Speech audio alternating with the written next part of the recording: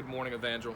This morning we're going to read from a book by Tim Keller called God's Wisdom for Navigating Life. He wrote it with his wife, Kathy Keller, and it is from Proverbs. And this morning's reading comes from Proverbs chapter 29, verse 6, which says this: "Evildoers are snared by their own sin, but the righteous shout for joy and are glad." It says, shout for joy. Because God's creation has an order within it, evildoers are snared by their own sin. But as we've seen, the arc of sin and righteousness toward their destinies can be very long. For the time being, sin may bring prosperity, and righteousness may lead to suffering. In fact, it's only in eternity that sin receives its full retribution and goodness its complete reward.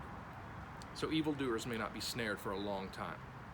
But there's no reason for believers to wait until the end to shout for joy and be glad.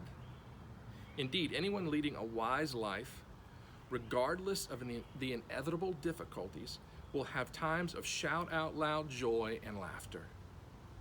In his very first miraculous sign, Jesus revealed himself to be Lord of the feast, who comes to bring us festal joy. You see it in John chapter 2, verses 1 through 11.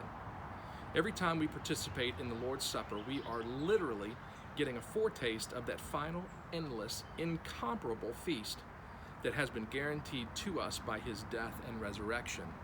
Reference Isaiah 25, 6 and 8, and Revelation 19, 6 through 8. Here is the joy that we can access anytime. When was the last time you experienced shout out loud joy in God? Has it been too long? And then he shares this prayer. Lord, at the wedding feast of Cana, you sat among the joyous, thinking of your coming sorrow, but you went to the cross so we can sit here surrounded by sorrows, sipping the coming joy.